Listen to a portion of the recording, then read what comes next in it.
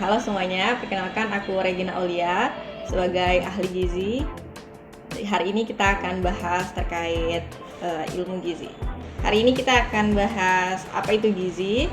Kemudian kita juga akan bahas tentang macam-macam dalam ilmu gizi, zat-zat makanan. Terus kita juga akan bahas tentang gimana sih cara baca label suatu makanan. Kita juga akan bahas tentang gizi anak dan juga gizi dewasa. Selain itu kita juga akan bahas tentang mitos-mitos yang ada di ilmu gizi.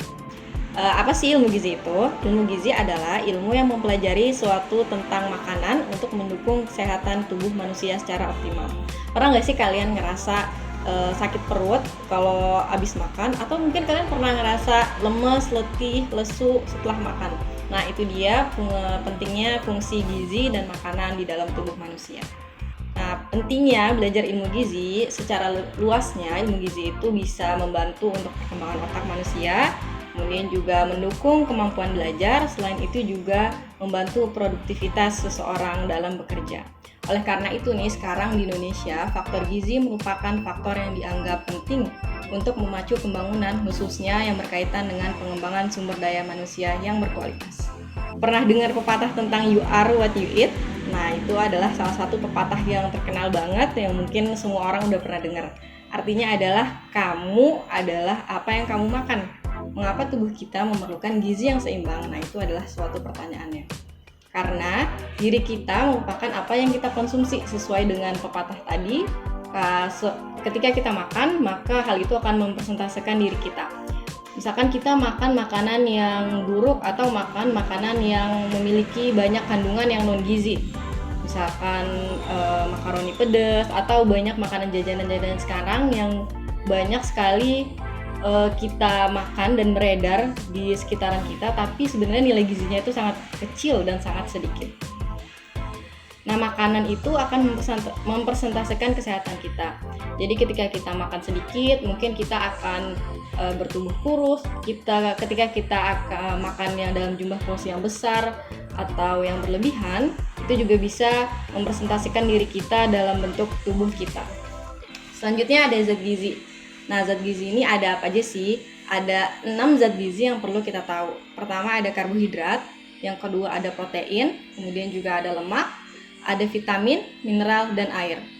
Nah, karbohidrat ini adalah hal pokok yang sering banget kita makan, seperti nasi, kemudian juga umbi-umbian, itu merupakan salah satu contoh karbohidrat.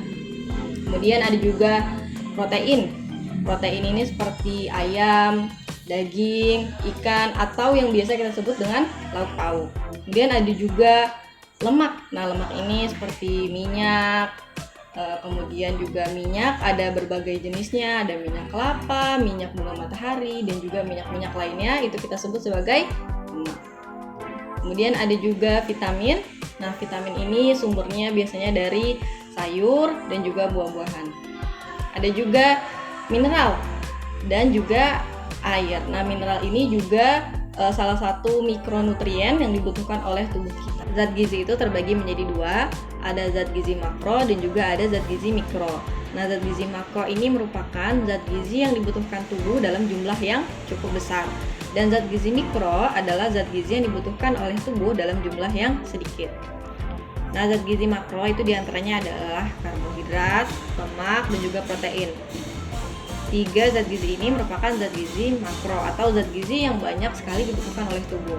Sedangkan zat gizi mikro atau zat gizi yang sedikit dibutuhkan oleh tubuh adalah vitamin dan mineral. Nah, meskipun vitamin dan mineral ini dibutuhkan dalam jumlah yang sedikit, vitamin mineral ini sangat mendukung kebutuhan pekerjaan dari makronutrien. Sehingga kekurangan dari keduanya merupakan suatu yang tidak dianjurkan. Jadi harus ada zat gizi makro dan juga harus ada zat gizi mikro yang kita konsumsi dalam sehari-hari. Kemudian kita masuk ke karbohidrat. Nah, karbohidrat ini merupakan salah satu tadi bentuk zat gizi makro. Nah, karbohidrat ini merupakan suatu zat yang sangat dibutuhkan oleh tubuh manusia. Karena karbohidrat merupakan sumber utama energi pada tubuh manusia. Nah, karbohidrat ini terbagi menjadi 3. Ada monosakarida, disakarida, dan juga oligosakarida. Monosakarida ini merupakan karbohidrat yang paling sederhana, yaitu yang tersusun dari gula sederhana. Nah, disakarida ini merupakan karbohidrat yang terdiri dari 2 komponen gula. Sedangkan oligosakarida merupakan karbohidrat yang tersusun dari banyak sekali komponen gula. Nah, karbohidrat ini di sini ada tabel, yaitu ada blood glukosa. Jadi karbohidrat ini nanti akan mempengaruhi kadar gula darah di dalam tubuh. Nah, ini ada yang paling cepat dalam mempengaruhi gula darah adalah buah. Nah, jadi buah ini merupakan monosakarida, sehingga buah ini ketika kita konsumsi dan masuk ke dalam tubuh kita, buah ini adalah karbohidrat yang paling cepat diserap oleh tubuh manusia gitu. Jadi penyerapan buah itu akan meningkatkan glukosa darah secara cepat. Kemudian selanjutnya ada pati dalam kurang lebih 2 jam.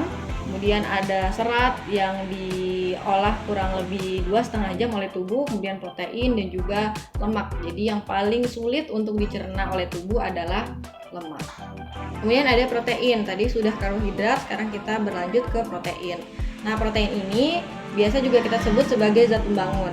Kenapa kita sebut sebagai zat pembangun? Karena protein ini membantu untuk membangun masa pertumbuhan tubuh manusia.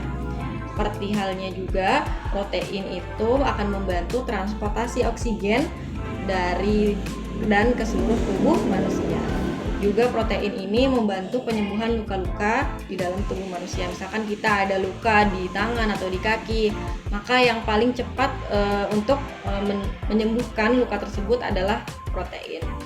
Nah, contoh-contoh protein dalam makanan itu seperti halnya lauk pauk yang kita konsumsi, ikan, ayam, daging, itu adalah protein. Kemudian ada vitamin dan mineral. Nah, vitamin mineral ini tadi udah kita sebutkan bahwasannya ini merupakan zat gizi mikronutrien, yaitu yang membantu membentuk energi yang berasal dari karbohidrat, lemak, dan protein. Selain itu, vitamin dan mineral juga berperan penting dalam proses pertumbuhan dan metabolisme tubuh. Vitamin dan mineral banyak terdapat pada buah-buahan dan sayur-sayuran. Nah, masing-masing dari warna yang berbeda itu secara umum mewakili zat gizi mikro yang berbeda. Misalkan ada warna ungu, yaitu mengandung tinggi antioksidan, atau vitamin A dari buah-buahan yang berwarna orange. Jadi setiap warna dalam sayuran dan tumbuhan biasanya mewakili vitamin apa yang terkandung dalam buah dan sayuran tersebut. Kemudian ada juga lemak. Nah, lemak ini banyak kita melakukan persepsi yang salah gitu terkait lemak, karena lemak ini banyak disalahkan karena tidak bermanfaat atau tidak bagus. Sebenarnya lemak ini memiliki peran yang sangat penting dan banyak sekali perannya pada tubuh manusia. Nah, di antara peran lemak adalah membantu penyerapan vitamin. Jadi ketika kita tidak konsumsi lemak sama sekali, maka penyerapan vitamin itu pun tidak akan maksimal di dalam tubuh kita. Kemudian juga menghasilkan energi bagi tubuh. Jadi selain karbohidrat, lemak ini juga dijadikan sebagai sumber energi di dalam tubuh. Kemudian menyehatkan kulit dan rambut. Kemudian melindungi organ tubuh. Pada janin dan anak-anak, asupan lemak sehat juga berperan penting dalam mendukung perkembangan jaringan otak dan saraf serta proses tumbuh kembang anak. Jadi jangan takut sama lemak, karena lemak itu juga sebenarnya memiliki fungsi yang sangat banyak di dalam tubuh. Kemudian kita beralih ke bagaimana sih cara membaca nilai gizi di suatu label makanan. Kalau misalkan kita jalan-jalan ke Indomaret atau Alfamart, pasti kita akan nemu beberapa jajanan dan pasti di balik jajanan tersebut ada informasi nilai gizi. Dan kita sering banget lupa nih untuk baca informasi nilai gizi yang terdapat di balik makanan tersebut. Nah, sebaiknya kita sebelum membeli makanan kita perhatikan dulu informasi nilai gizi yang terkandung dalam makanan tersebut. Nah, gimana sih cara bacanya? Coba kita belajar ya. Di sini ada informasi nilai gizi. Yang pertama itu ada nomor 1, itu ada takaran saji 1 keping.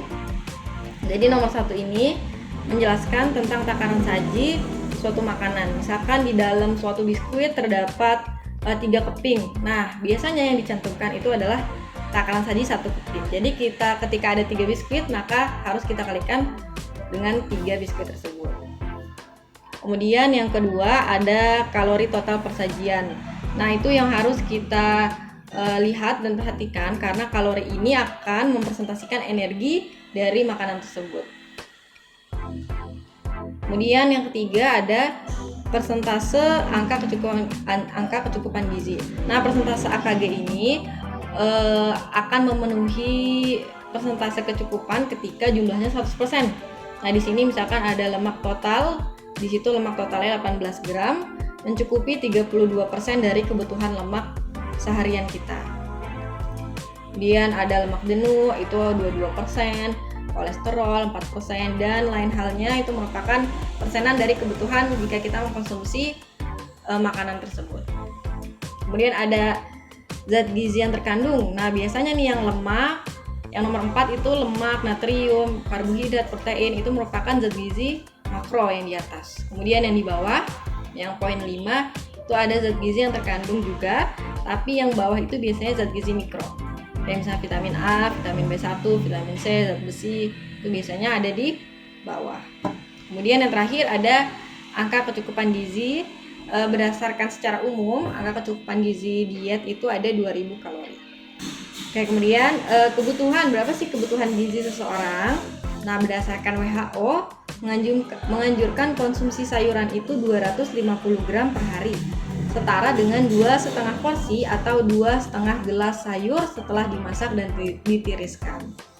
Jadi kebutuhan sayur itu berdasarkan WHO kurang lebih adalah 2,5 porsi gelas.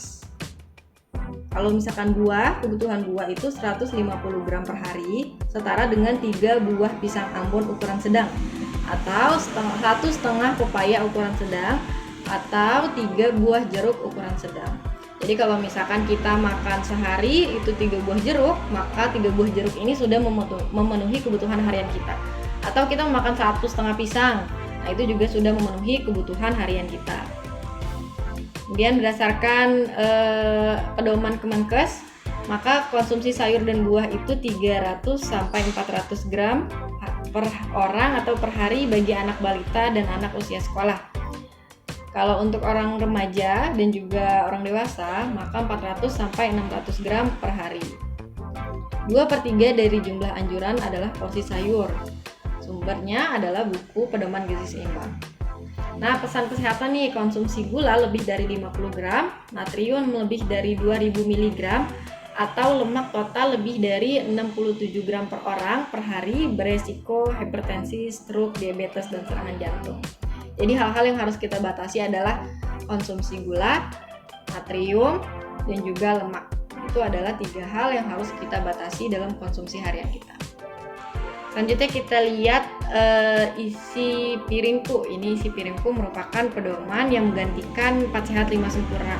Kalau misalkan kita secara umum tahu pedoman 4 sehat 5 sempurna, saat ini 4 sehat 5 sempurna sebenarnya sudah tidak digunakan lagi karena tidak sesuai dengan kehidupan milenial yang sekarang. Maka sekarang Kemenkes mengeluarkan isi piringku, namanya pedoman gizi seimbang. Nah, isi piringku di sini menggambarkan terkait porsi makanan yang sebaiknya kita makan. Di sini ada piring, kemudian dibagi menjadi 2, kemudian setelah itu dibagi lagi menjadi 4. Di situ ada makanan pokok, sayur-sayuran, buah-buahan, lauk pauk. Pembagiannya, setengah porsi piring makan terdiri dari sayur dan buah-buahan yang beragam jenis dan warna.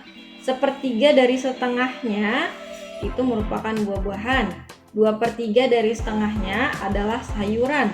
1/3 dari setengah piring diisi oleh lauk pauk atau protein. 2/3-nya dari setengah piring diisi oleh karbohidrat. Nah, jadi di sini porsi sayuran dan porsi karbohidrat adalah sama. Jadi ketika kita makan sayuran 50 gram, maka makanan pokok juga sebaiknya 50 gram. Atau enggak lauk pauk dan buah-buahan itu memiliki porsi yang sama. Kemudian selain porsi makan, di isi piringku juga diberikan keterangan untuk mencuci tangan pakai sabun, berolahraga yang teratur, memantau berat badan, dan minum air putih 8 gelas setiap hari.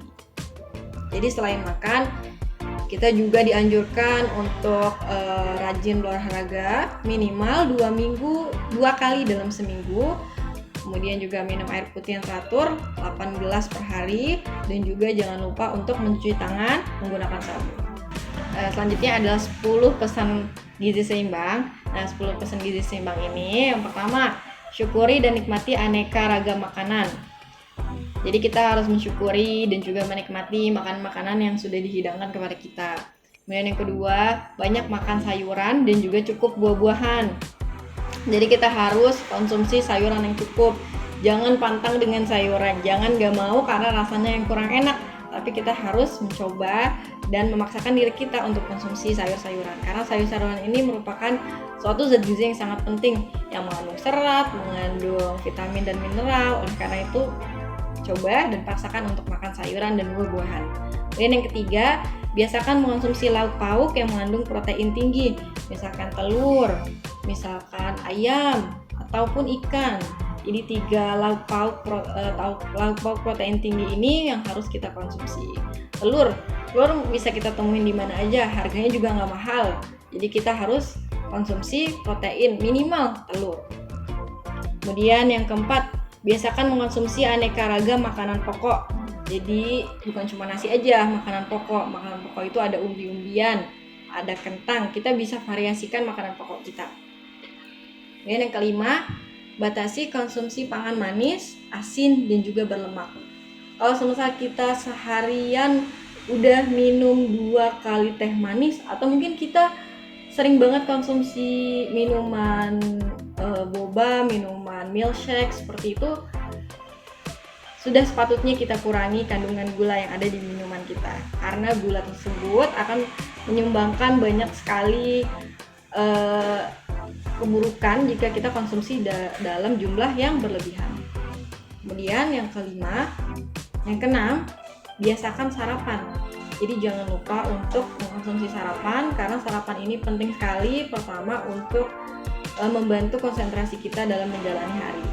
Kemudian yang ketujuh, biasakan minum air putih yang cukup dan aman. Jangan lupa untuk membawa tumbler kalian dan juga minum. Jangan lupa minum dimanapun kalian berada. Kemudian yang ke-8 ada biasakan membaca label pada kemasan pangan. Nah, tadi kita udah bahas terkait bagaimana cara membaca label. Jadi mulai besok jangan lupa untuk membaca label pada makanan. Kemudian yang ke-9, cuci tangan pakai sabun dengan air bersih yang mengalir. Jadi jangan mentang-mentang sekarang ada hand sanitizer, jadi kita kalau mau makan atau mau konsumsi suatu makanan, kita pakai hand sanitizer. Mencuci tangan menggunakan sabun merupakan hal yang bisa mengurangi banyak sekali kuman yang ada di dalam tangan kita daripada hand sanitizer.